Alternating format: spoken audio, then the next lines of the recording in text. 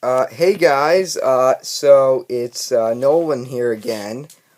So I decided, since The Amazing Spider-Man 2 is coming out this week, and I'm gonna wait a week just to see it on my birthday, but I'm really looking forward to it. I've been anticipating it ever since I saw The Amazing Spider-Man 1.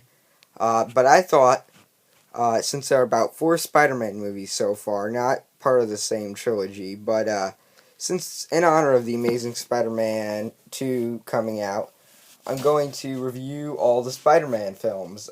So here is my review of Spider-Man, aka today known as Spider-Man 1. So, this movie was really great.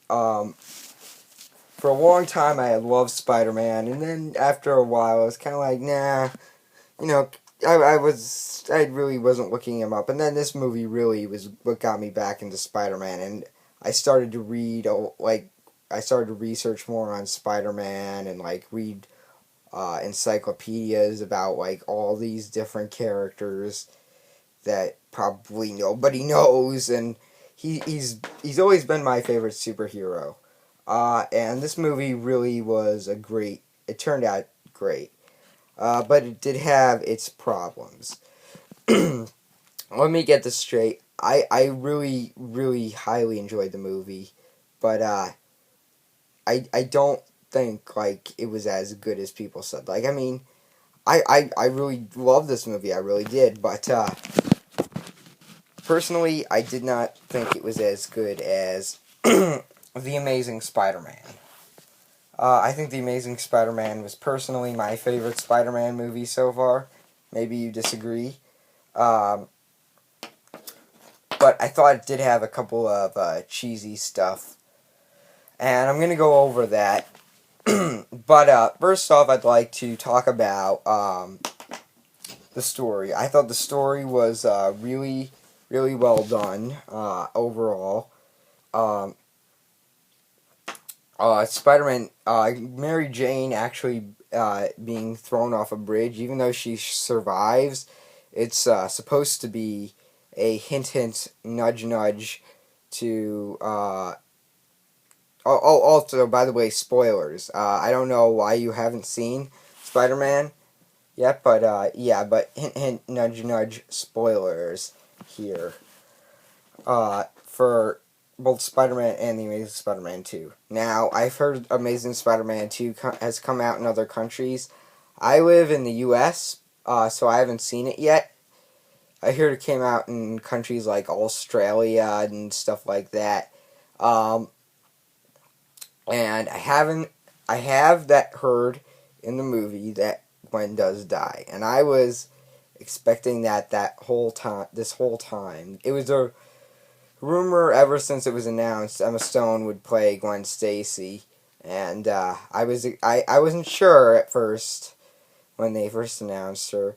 I thought there was a possibility, and then when Captain Stacy died in The Amazing Spider-Man, I kind of was like, okay, from this, I'm pretty sure she's gonna die.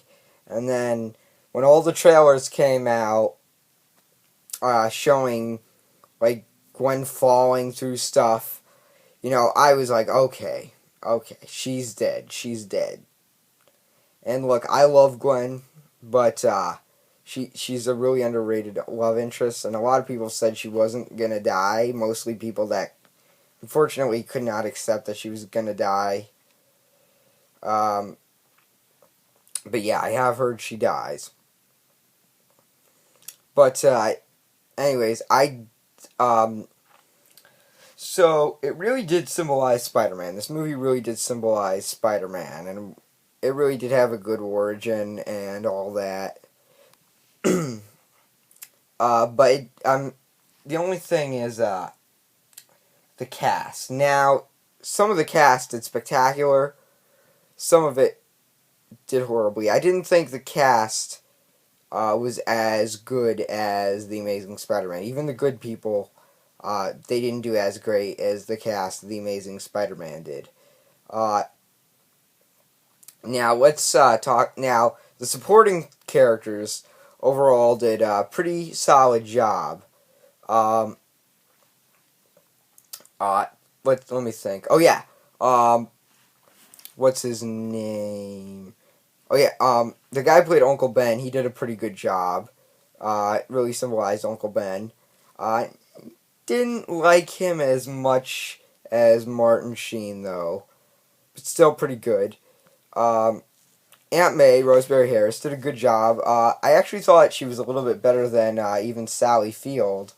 But I don't know. I'll have to. I've heard there are some great scenes in the Amazing Spider-Man 2 between Aunt May and Peter. So maybe Sally Field. I didn't think Sally Field did a bad job. I thought she did a spectacular job, or should I say, an amazing job in Amazing Spider-Man 1. But I'm gonna have to give this one to Rosemary Harris just because she really could stand up for herself in the movies, and she really played a strong lead. And Aunt May felt like a really strong character too, but they didn't really show her like standing up for herself, and it wasn't like really annoying or anything. I mean, it's just because of how wise and but yet um, how strong the first Rosemary Harris was. But so she did a great job. William Dafoe. James Franco did a great job. He played Harry Osborn. Now, the next Harry Osborn did not appear in The Amazing Spider-Man. He's going to be in The Amazing Spider-Man 2, played by Dane DeHaan. And I've heard he does a great job.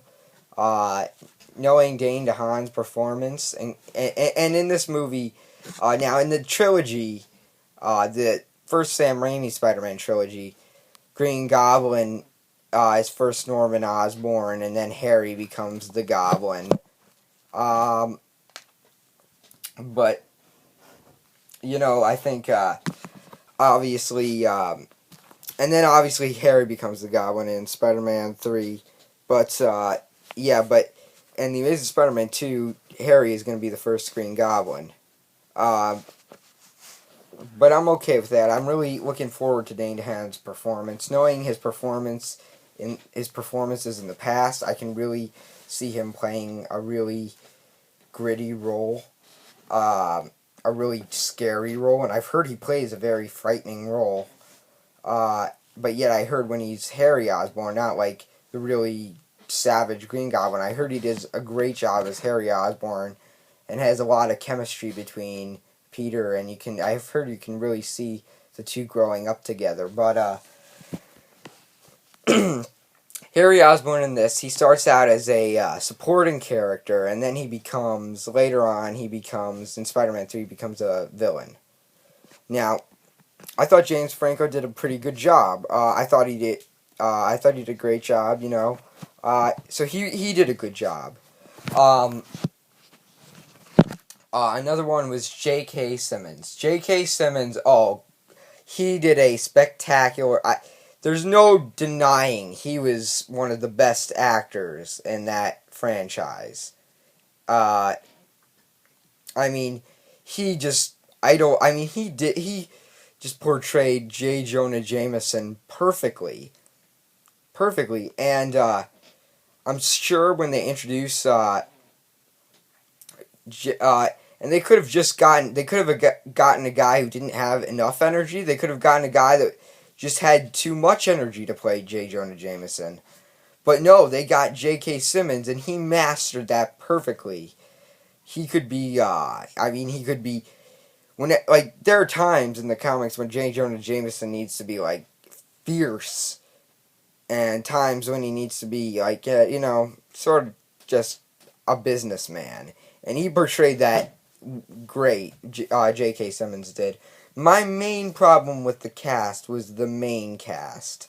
And that includes the love interest, Mary Jane. I'm sort of I sort of hinged on the villain, William Dafoe, as uh, Green Goblin, and of course, there's the main guy himself, the star of the show, Tobey Maguire, as Spider-Man. Mary Jane is a great character from the comics, but they portrayed Mary Jane horribly in this franchise. Um, Now, Kirsten Dunst did all.